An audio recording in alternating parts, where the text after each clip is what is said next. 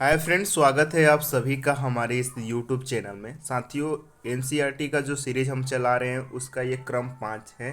NCERT class 5 इसमें हम आपको आज मिडिवल जो हिस्ट्री होता है, मध्यकालीन जो भारत का इतिहास होता है, उसके प्रमुख हम चीज़ों को देखेंगे। स्टार्ट करेंगे आज का सेशन। साथियों, आप सभी से अनुरोध है कि वीडियोज़ को आप ज़रूर लाइक कर दीजिए, चैनल पे नए हो तो शेयर कर दीजिए और सब्सक्राइब करना ना भूलें। स्टार्ट करते हैं आज का सेशन। ये देखिए, जो तुर्क और अफगान शासक आए थे उसके क्रमबद्ध तरीके से है। उसका क्वेश्चन पूछ देता है कि क्रमबद्ध तरीके से लगाएं, तो आप ये देख सकते हैं। प्रारंभिक तुर्क शासक शासक 1206 से 1290 तक। कुतुबुद्दीन ऐबक आता है उसके बाद 1206 से 1210। उस कुतुबुद्दीन के बाद इल्तुतमिश आता है 1210 से 1236। उसके बाद रजिया सुल्तान आती है 1236 से 40। बलबन उसके बाद आता है 1266 से 87 के बीच में। मोस्ट इम्पॉर्टेंट, उसके बाद खिलजी वंश स्टार्ट हो जाता है 1290 से 1320। जलाउद्दीन खिलजी 1290 से 96। अलाउद्दीन खिलजी 1296 से 1316।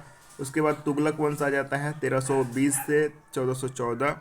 तुगलक वंश का पहला शासक गयासुद्दीन तुगलक 1320 से 1324 तक शासन करता है। उसके बाद मोहम्मद बिन तुगलक आता है 1324 से 1351 के बीच में। फिरोज शाह तुगलक उसके बाद आता है 1351 से 1388 के बीच में।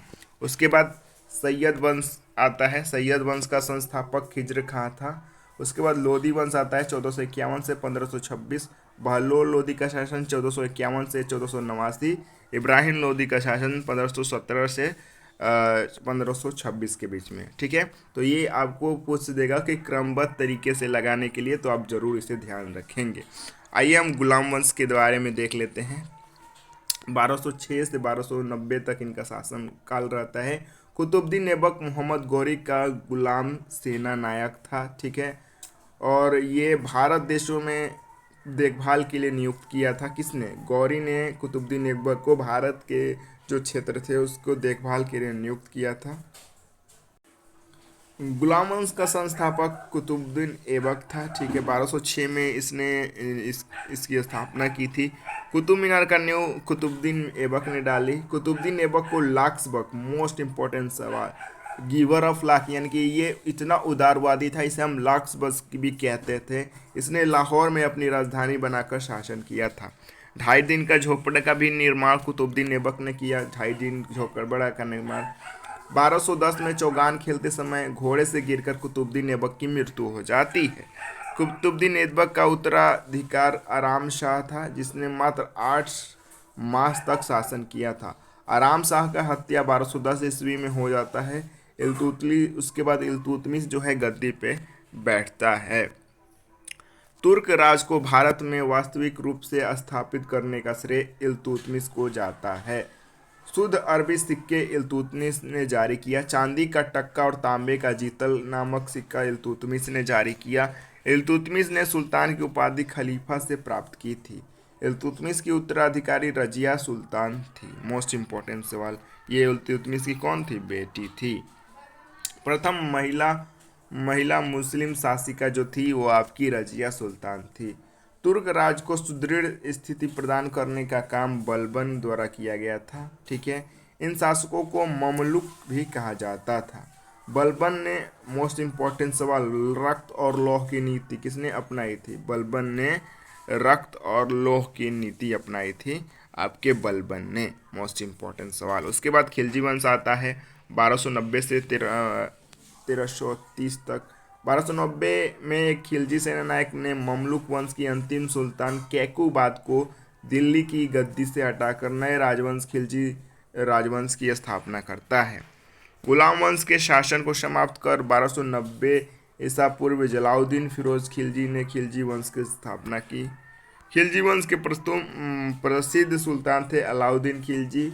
ठीक है, इसने उत्तर भारत में कई अभियान स्टार्ट किए, जैसे गुजरात, वहाँ के राजा करण सिंह को हराया। रणथंबोर हमीर देव को हराया। मेवाड़ में राजा रतन सिंह को हराता है। मालवा में महलक देव को हराता है। जलौर में कान्हन देव को ये हराता है। मोस्ट इम्पोर्टेंट, गुलाम मलिक काफूर के नेतृत्व में एक विशाल सेना दक्षिण भारत में भेजी गई और विजय को प्राप्त हुआ। दक्षिण भारत में इसने देवगिरी को जीता, रामचंद्र वहाँ के राजा थे उनको हराया। उसके बाद तेलंगाना में प्रताप रुद्र देव को हराता है, होयसल राज्य में बीरबल नाल को हराता है, पांड्य राज्य में सुंदर पांड्य को ये हरा देता है। हालांकि जितने भी क्षेत्रों को दक्षिण भारत में अलाउद्दीन खिलजी ने जीता उस पर सीधे शासन करना सही नहीं समझा। मोस्ट इम्पोर्टेंट, अलाउद्दीन खिलजी की राजधानी से दक्षिण भारत काफी दूर था और वहां के शासन करना संभव नहीं था। इसी कारण दक्षिण भारत के राजाओं को उसने राज को लौटा दिया और अपने नियंत्रण में शासन करने को कहा और इसके बदले में एक दक्षिण भारत के राजा उनको भेजा गया था। मोस्ट इम्पोर्टेंट सवाल, मलिक काफूर को 1000 दिनारी भी कहता था क्योंकि इसने 1000 दिनार में खरीदा गया था। अमीर खुसरो ने 8 सुल्तान का कार्यकाल देखा था, इसका मूल नाम मोहम्मद खुसरो था। घोड़ा दागने एवं सैनिकों की हुलिया लिखने की प्रथा अलाउद्दीन खिलजी ने स्टार्ट किया। खिलजी ने एकता प्रथा स्टार्ट किया। उसके बाद तुगलक वंश आता है। तुगलक वंश का संस्थापक गयासुद्दीन तुगलक था। नहरों का निर्माण करवाने वाला पहला शासक गयासुद्दीन तुगलक था। मोस्ट इम्पोर्टेंट सवाल, नहरों की जाल फिरोज शाह तुगलक ने बनाया था। तुगलकनामा के लेखक अमीर खुसरो थे। भारत में सर्वप्रथम सांकेतिक मुद्रा का प्रचलन मोहम्मद बिन तुगलक के समय काल में होता है।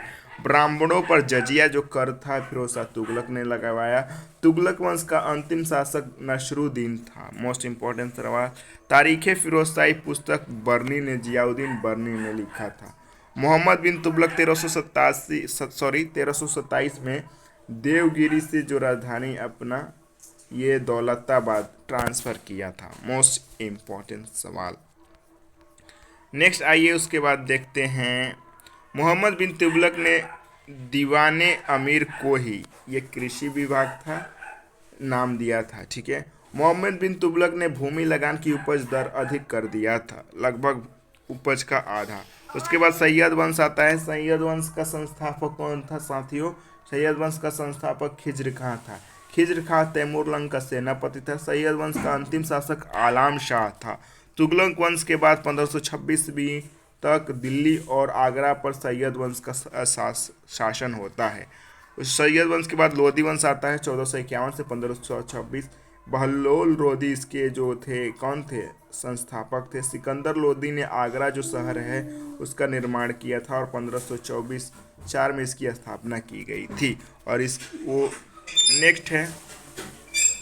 नेक्स्ट सवाल है साथियों, 21 अप्रैल 1526 को पानीपत का प्रथम युद्ध होता है इब्राहिम लोधी और बाबर के बीच में। बाबर इसमें विजय हो जाता है। मोस्ट इम्पोर्टेंट सवाल है, बाबर को भारत का आक्रमण करने के लिए निमंत्रण पंजाब के शासक दौलत खान लोधी एवं इब्राहिम लोधी के चाचा आलम खान लोधी ने दिया था।